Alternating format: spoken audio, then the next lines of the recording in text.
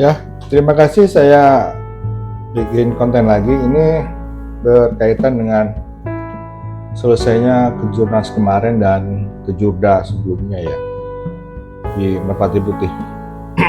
Jadi saya ngelihat di situ itu atau ada mungkin yang memperhatikan bahwa kita tidak membicarakan yang prestasi maupun yang tunas tentang pemasalan. Coba diperhatikan di situ bahwa bagaimana seorang anggota MP, terutama yang Kejurnas ya, masuk ke stamina dan tenaga, lalu juga ada partai sebisi. Perhatikan di situ bahwa anggota-anggota yang turun dan anggota-anggota yang tampil itu umurnya tuh rata-rata tuh hampir setua saya. Saya tuh 55 ya, ada yang 48, 45, bahkan yang Mas Chandra sama Mas Putut itu udah 60 gitu kan.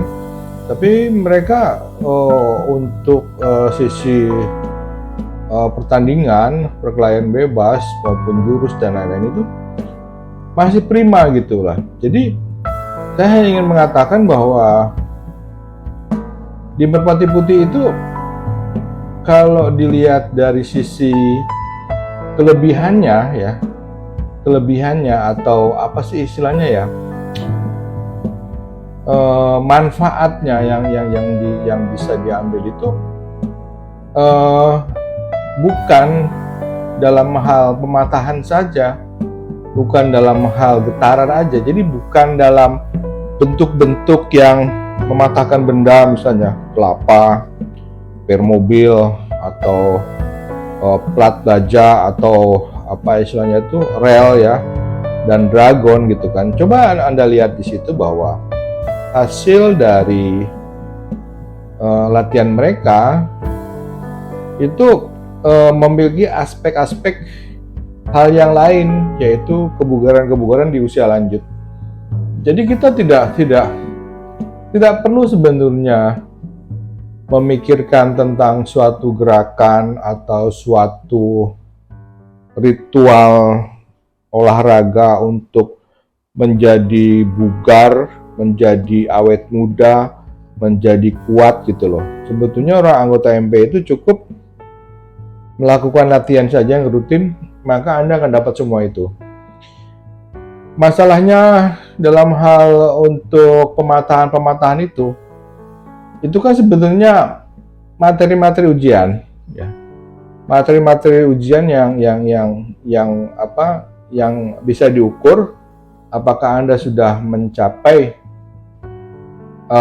kemampuan itu yang diukur dengan mematahkan benda, dan Anda harus lari minimal 15 kilo. Kadang-kadang sampai 30-40 kilo untuk yang di Jogja. Itu tidak mungkin bisa jika Anda itu seseorang yang sudah tua renta gitu kan, atau katakanlah anggota MP terus tiba-tiba pengen ikut ujian gitu kan, Anda akan celaka sendiri gitu kan.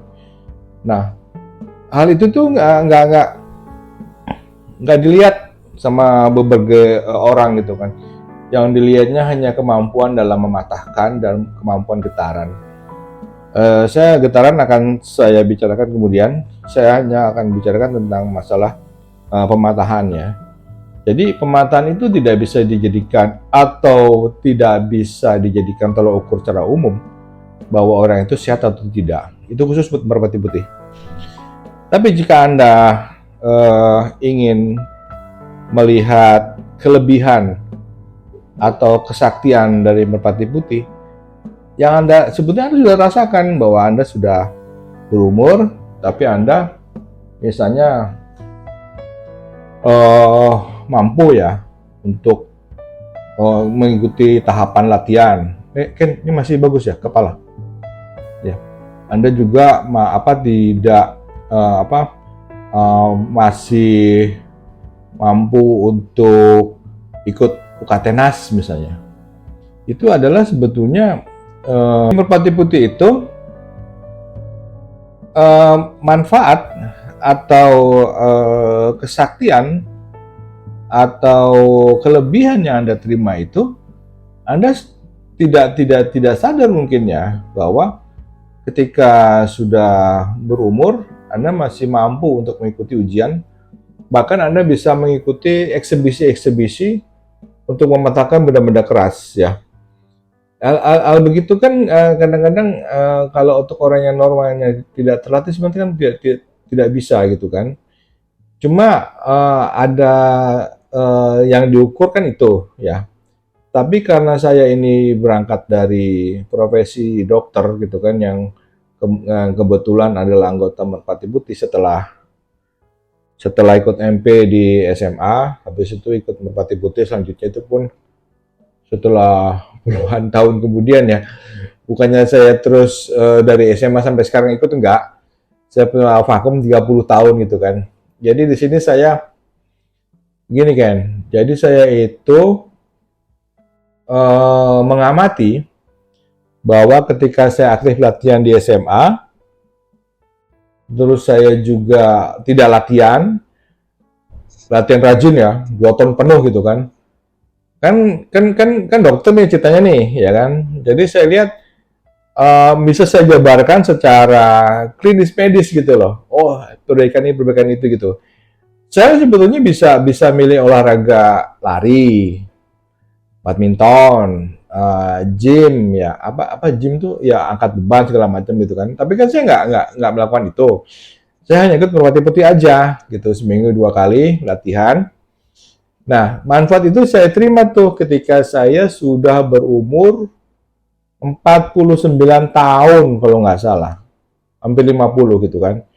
Nah, di situ itu dapat tuh kebugaran-kebugaran dan kemampuan-kemampuan saya. Tapi dengan catatan, saya itu kalau melakukan pengolahan saat balik dasar 1 sampai di balik 2, itu di balik 2 tuh pengolahan saya itu sempurna, ya. Tidak ada yang bocor. Sampai push up sekalipun saya nggak bocor, gitu. Itu dapat babatnya di situ. Nah, 1 kali ya namanya juga orang ya. Terus kan males nih kan, males latihan gitu kan. Saya coba tuh nggak latihan, selang-seling, latihan sebulan sekali, sebulan 2 kali gitu kan. Itu jadi penurunan saya amati gitu kan, seberapa parah kalau tidak latihan. Nah, 1 kali saya latihan lama sekali itu bulan-bulan saya nggak latihan karena waktu itu lagi sibuk kantor, hujan waktu itu kan, segala macam tidak mungkin kan, terus males banget latihan gitu kan. Itu terjadi penurunan yang signifikan dari apa hampir-hampir jatuh ke renta ke ketidakmampuan fisik lagi ya, untuk orang sudah tua. Nah, di situ memang susah tuh bangkitnya tuh.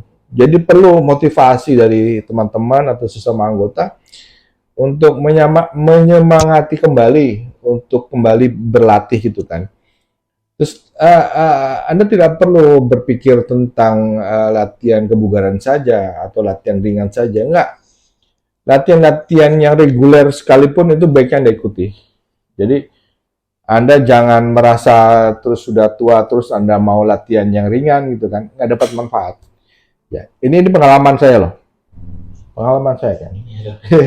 Pengalaman saya. Jadi kalau kita latihannya kecil-kecil ringan-ringan, nggak dapat. Harus berat, angkat beban, ya kan ya.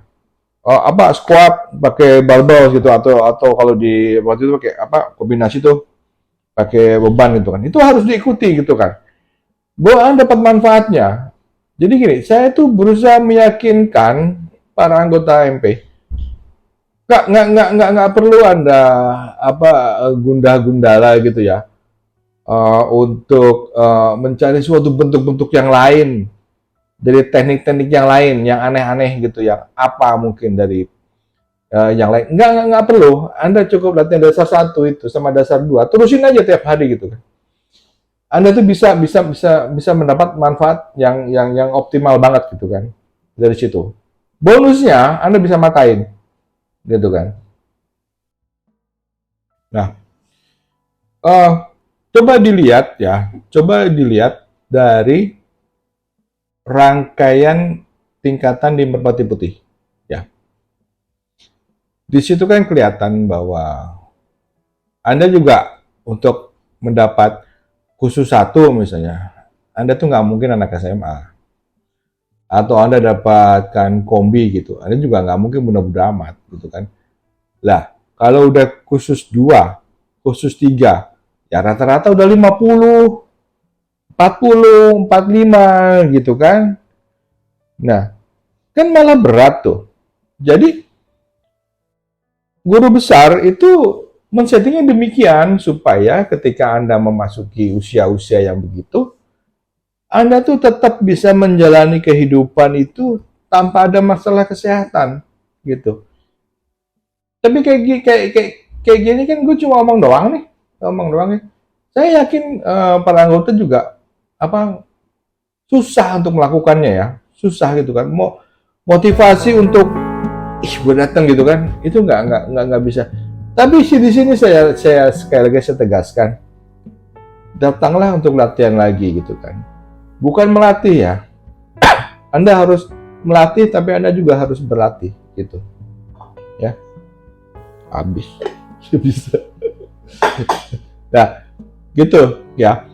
Jadi gini, kalau Anda terus memutuskan UKTNAS gitu kan, kayak saya gitu kan, udah 55 gitu kan, terus suruh naik Gunung Botak gitu kan, suruh jalan 40 kilo gitu kan, untungnya pakai sepatu gitu kan, itu ada yang bisa jamin nggak Anda nggak serangan jantung gitu kan. Tapi itu kan masalah kamu sendiri gitu loh, yang harus Anda mempersiapkan diri latihan. Jangan ketika mau masuk UKTNAS, mau ujian, baru datang ke kolat gitu kan, 3 bulan gitu kan. Untuk apa juga nggak ada artinya juga gitu kan. Nah di sini ketika masalah Anda nggak bisa matain, akhirnya gagal gitu kan. Terus ya mungkin terlalu berat gitu kan. Tapi rangkaian latihan itu kan udah dilewatin. Ya kalau saya itu ya bodo amat tuh. Mau patah kek, mau enggak kek. Gitu kan. Kan saya udah latihan, udah optimal. Gitu. Itu ambil gini.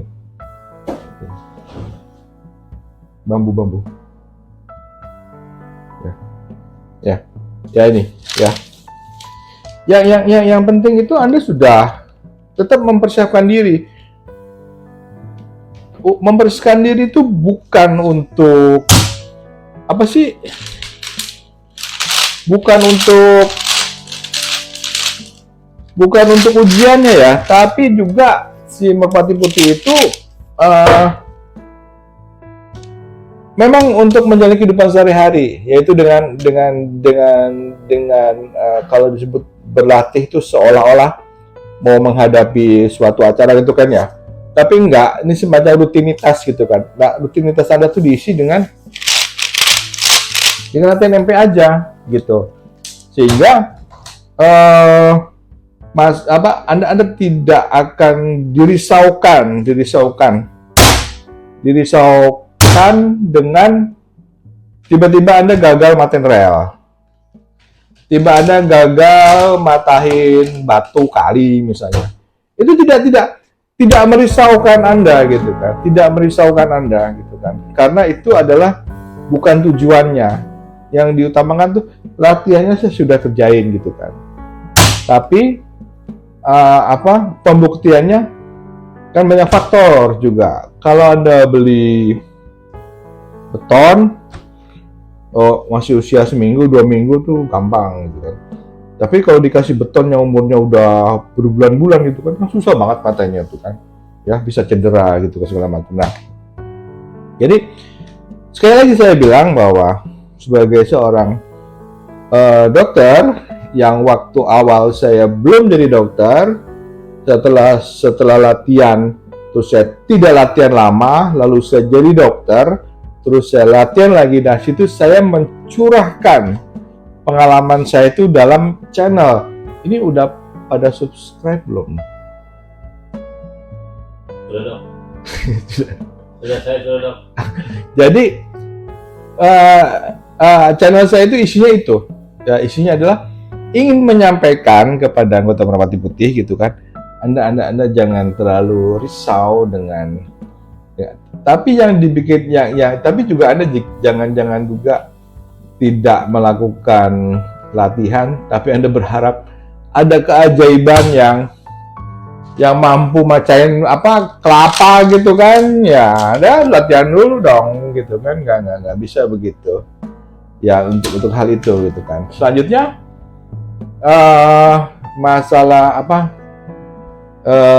apakah dengan metode lain latihan beban biasa gitu orang lain yang non MP bukan pakai metode MP bisa melakukan pematahan yang seperti itu? Saya pikir juga nggak bisa, karena di merpati putih itu mempunyai satu metode yang melatih kekuatan, yang kekuatannya itu dibuktikan dengan cara mematahkan, gitu kan. Belum juga tahan pukulan juga, itu belum ya. Nah yang berikutnya lagi, jadi bukan tujuannya adalah untuk peragaan, tapi memang suatu bagian dari rangkaian latihan. Ya, ini yang harus diperhatikan. Lalu yang berikutnya lagi adalah bagaimana tentang kemampuan getaran gitu kan. Kemampuan getaran tuh metodenya udah jelas. Cara latihannya jelas. Digariskan misalnya A, B, C, D. Tapi ada senior atau senior atau yang lebih tingkatannya menemukan cara lain yang melengkapi dari standarnya gitu kan. Nah itu juga bisa digunakan. Yang penting membuktikan. Cuma sayangnya, ini pendapat saya ya, getaran itu tidak bisa diukur dengan tutup mata, warna sama halang rintang. Karena pengalaman saya ini kan tadi saya udah bilang tuh, dari mulai SMA tidak latihan lagi ya. Saya kan juga memperhatikan apa sih dari sisi getaran yang saya dapat, bisa apa gitu kan. Jadi pada waktu saya ujian kan gagal tuh, nabrak gitu kan. Nah tapi begitu sampai tahap tertentu, saya akhirnya menemukan, saya tidak mendengar ada orang yang membisikkan merah, hijau, biru, nggak ada. Kiri, kanan, awas, nggak ada kayak gitu. Nggak ada juga saya tutup mata terus melihat seperti melihat bayang-bayang atau apa, nggak ada. Ada getaran terus nggak ada. Tapi apa coba yang saya rasakan? Yaitu naluri atau insting, tapi lebih tepat naluri. Ke kiri, ke kanan, nggak ada yang sesuatu. Tapi benda itu di kiri gitu, saya ke kiri gitu kan, itu benar, arahnya udah benar. Baru saya menyadari di situ, oh begitu, gitu kan. Selanjutnya lagi adalah seperti yang video saya yang ini nih, yang sama Mas Moncu, bahwa latihan merpati putih yang tingkatannya udah lebih tinggi itu masuk ke dunia-dunia metafisika atau dunia-dunia spiritual atau dunia-dunia lain yang bukan dunia lain sih. Apa sih istilahnya kan? Fenomena yang apa ya? Yang mungkin sebagian orang merasa itu menjadi hal yang agak sedikit mistis atau klinik gitu kan. Tapi menurut saya itu adalah bagian yang harus diterima oleh seorang anggota merpati putih yang berlatih getaran. Ya, saya kan pernah ngalamin tuh, tanya tuh sama senior, selatan sama utara. Satu saat saya telepon satu-satu ketika saya mengalami suatu fenomena. Mas, ini bagian dari latihan bukan? Saya bilang, saya ngalamin gini. Ada yang bilang, terusin. Ada yang bilang, oh ini halte aja. Ada yang bilang nyalain juga, lu nggak bentengan sih, lu itu sih lu gitu kan. Nah tapi gue terima aja sih yang kayak gitu. Itu maksudnya sesuatu itu saya pikir-pikir lah, kalau gue dapat begini yang lain gimana gitu kan. Ya macam-macam, ada yang akhirnya memiliki suatu kemampuan tertentu yang, tapi tidak semua orang tidak semua bisa, tidak semua dapat. Tidak semua juga sama. Nggak ada tuh tiba-tiba 1 dari 10 orang latihan getaran bisa nebak warna semua, enggak. Ada yang jago warna, ada yang jago lang rintang, ada yang jago baca pikiran, ada yang jago telepati, ada hal-hal yang jujur nggak mengerti gitu loh. Ini apa gitu kan? Nah, itu dipahami sebagai suatu rangkaian dari latihan sebenarnya, ya. Jadi ketika kita mengalami suatu kegagalan atau apa, saya rasa itu ya perlu dijelaskan juga, itu hal-hal yang normal aja sih gitu kan. Tapi dengan catatan latihan ya, ini kisah dalam konteks berlatih yang baku yang oleh Merpati Putih. Bukan latihan yang misalnya gini.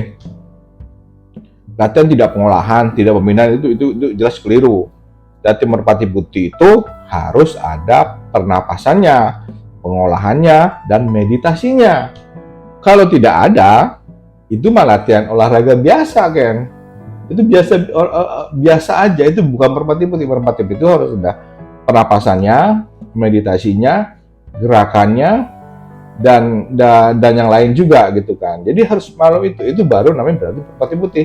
Anda nggak bisa latihan jurus untuk pertandingan ya kayak anak SMA, anak SMP itu SD gitu kan, terus tiba-tiba Anda bisa getar, tidak mungkin juga, karena harus ada rangkaian latihan Merpati Putihnya yang disebut sebagai pengolahan dan pembinaan.